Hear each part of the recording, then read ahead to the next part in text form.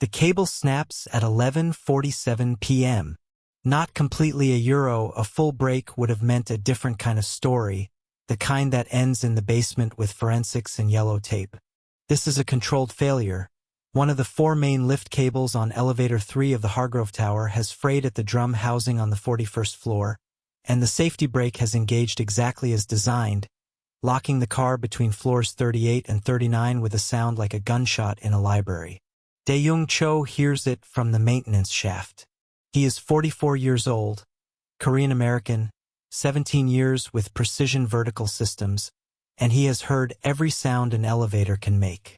The grunt of a worn sheave, the whisper of misaligned guide rails, the particular sigh of a hydraulic piston losing pressure at 2 in the morning.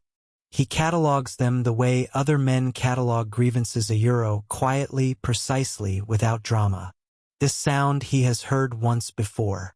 Pittsburgh, 2019. Nobody was in the car that time. He sets down his torque wrench, picks up his tablet, and begins the diagnostic pull. The readout comes back in 11 seconds. Car 3, level 38.5. Emergency brake engaged. Occupancy sensor a euro active. He reads the last word twice. Then he reaches for the maintenance intercom panel a euro, a gray metal box bolted to the shaft wall, older than most of the building's junior staff a euro, and flips the monitor switch to car 3. What he hears is not what he expects. The voice coming through the speaker is not panicked. That's the first thing Dae-jung registers. Panic has a specific frequency a euro high, irregular, clipping the microphone. This voice is low and controlled in the way that very expensive things are controlled. The calm of a man who has spent decades ensuring that other people absorb his fear on his behalf. I have already told you, the voice says, the transfer takes 48 hours minimum. That is not a negotiation a euro. That is how wire transfers work between jurisdictions. A second voice a euro distorted, running through some kind of modifier, genderless and flat. Mr. Hargrove. The 48-hour window closed 6 hours ago. It had been a reorganization announcement. They always were. Hargrove Capital had acquired Precision Vertical Systems the previous fiscal year a euro, one of 47 acquisitions in a portfolio that Dae-jung understood only in the abstract. What he understood concretely was the outcome. A 10% reduction in field maintenance staff, the elimination of the pension supplement that had been in place since 2008, and the introduction of a new performance metric that measured response time in increments of 6 minutes and docked pay accordingly. Marcus Webb had delivered the news on the laptop. The live stream had frozen twice. Afterward in the parking structure, Dae-jung's colleague Ines had said very quietly, "They bought us so they could cut us. That's the whole play." 2 months later Ines had been let go as part of the operational efficiency restructuring. 17 years in the industry. She was currently driving for a rideshare company. Dae-jung knew this because she texted him occasionally, always late at night, always short messages that he read as dispatches from a place he was not yet but could see from where he stood. He thinks about the frayed cable on the drum housing that he had flagged in his maintenance report 4 months ago a euro, a report that had been reviewed, acknowledged, and deprioritized pending budget cycle alignment. Then he opens the monitor feed again.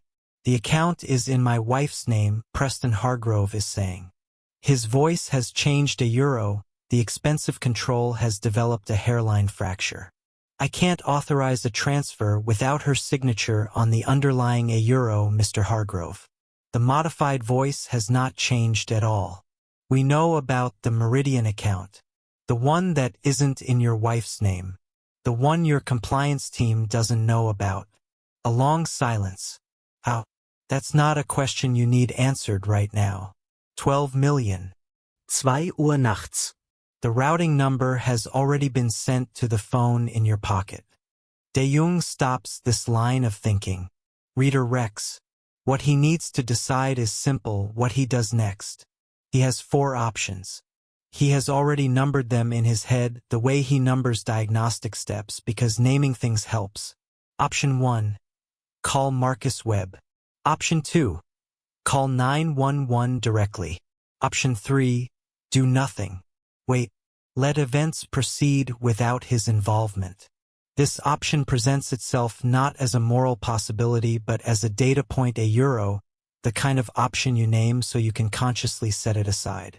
Option 4 is the one he can't quite formulate in words yet, which means it is probably the one he's going to choose. He looks at the intercom box, then at his tablet, then back at the intercom box. What Dae-jung Cho knows about elevator systems that most people do not. The maintenance intercom in a Hargrove Tower car is a two-way system. He can hear everything in the car. The people in the car cannot hear him. However, the car also has a secondary relay, a maintenance channel separate from the emergency phone, used by technicians to coordinate during repair operations. It runs on a different frequency from the emergency line and connects directly to the shaft communication panel. He pulls up the relay interface on his tablet, looks at the device list. Preston Hargrove's building-issued phone is showing as active. He types slowly, because he wants every word to be exactly right. This is elevator maintenance. I can hear your situation. I can get you out. Do not react visibly. Reply only in text. He sends it. 12 seconds of silence. Through the monitor feed, Preston Hargrove's breathing. Then, on the relay screen, one word appears, how. He goes up to 41. The maintenance room is unlocked, it is always unlocked during active shift. A practicality that the security protocols technically prohibit and that everyone ignores. He finds the deck plate tool in its bracket on the wall. A long-handled steel lever with a precision-machined head, about the weight of a short baseball bat, built to interface with the door interlock mechanism from the landing side. He also finds a zip tie, a flashlight, and a small orange first aid kit. He takes all of them. He doesn't know why he takes the zip tie. Sometimes your hands know things before your reasoning catches up. On his way back down via the service stairwell, he checks the relay. They accepted the verification call story. Gave me 40 minutes. Then 30 seconds later, why are you doing this? Dae-jung reads this on the stairwell landing between floors 40 and 39. Standing in the emergency lighting's red-tinted dark. He types back, one-handed, still moving.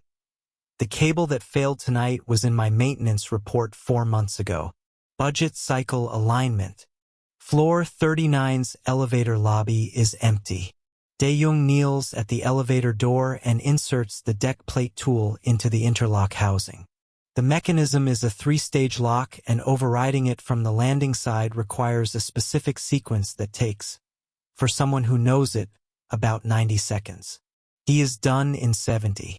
The door opens 4 inches before the secondary catch engages.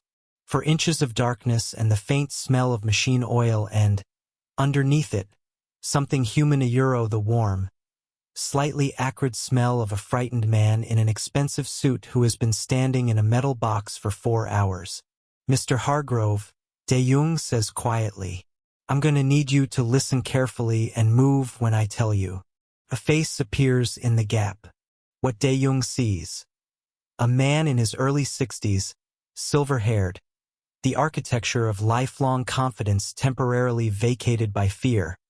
The way a building looks different when all its lights are off. The basement corridor is exactly as he left it 4 hours ago when his shift started. Lit by fluorescent tubes, 2 of which are flickering. They move through it in single file, Dae-jung in front, Hargrove 2 steps behind, and neither of them speaks.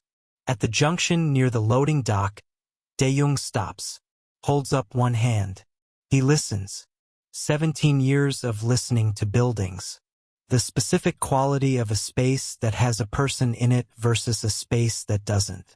The way air moves differently when a body is displacing it.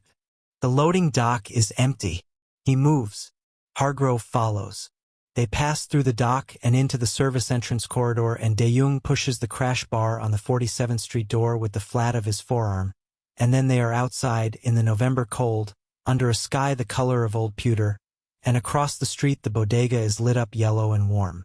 They are outside in the November cold, under a sky the color of old pewter, and across the street the bodega is lit up yellow and warm, and a man is unloading newspaper bundles from a van. Hargrove puts his hands on his knees and breathes. After a moment he straightens, looks at Dae-jung. His face is doing something complicated. The reassembling of a man who has been briefly reduced to his animal components and is now reconstructing the social architecture around the animal again, layer by layer. The maintenance report, he says. For months ago. The cable. Yes. That was a budget decision, Hargrove says. Not defensively. Carefully, the way a man states a fact he is currently reassessing. Those go through 3 layers of approval. I don't see individual line items at that €. I know, Dae-jung says. Make your calls, Mr. Hargrove. The police arrive in 7 minutes. The building is contained in 12. One man is apprehended in the east stairwell, €. The modified voice. It turns out, belonging to a 29-year-old former systems administrator who had worked for Hargrove Capital's IT department until the previous year's operational efficiency restructuring. The second person, identified as his girlfriend, is found in a parked car on 48th Street, running the communication relay from a laptop. The elevator cable was deliberately induced to fail, €. A small device attached to the drum housing, triggered by a remote signal, designed to engage the safety brake without causing a drop. The plan was clean. Trap the target, use the shaft intercom to communicate without external detection. Demand a transfer that cleared before anyone realized what had happened. Clean plan, Dae-jung says. The detective looks at him. For a kidnapping, sure. At 2:09 a.m., Preston Hargrove comes back through the lobby. He looks composed now, €. The architecture rebuilt. The lights back on. He walks directly to the folding chair. I've been told you're the technician who flagged the cable. Yes. In August 14th. Hargrove is quiet for a moment. Behind him, the bronze letters of his own name catch the lobby light. What happens to that report? He asks, not rhetorically. The genuine question of a man who has just spent 4 hours in a metal box between floors and is revising his understanding of which details matter. It goes into the system, Dae-jung says. Gets reviewed. If it's flagged as non-critical, it goes into the budget queue. Budget decisions are made at the quarterly operations meeting. Hargrove takes this in. You could have let the situation play out, he says finally. There was a man trapped between floors, Dae-jung says. That's my building. 3 weeks after the incident, Preston Hargrove's office sends a letter to Precision Vertical Systems. Marcus Webb summarizes it in a brief call. The Hargrove account contract has been renewed for 5 years. The maintenance staffing reduction has been reversed effective immediately, and the pension supplement eliminated in the previous restructuring has been reinstated. Also, Ines Reyes has been offered her position back, with back pay for the 14 months she was gone.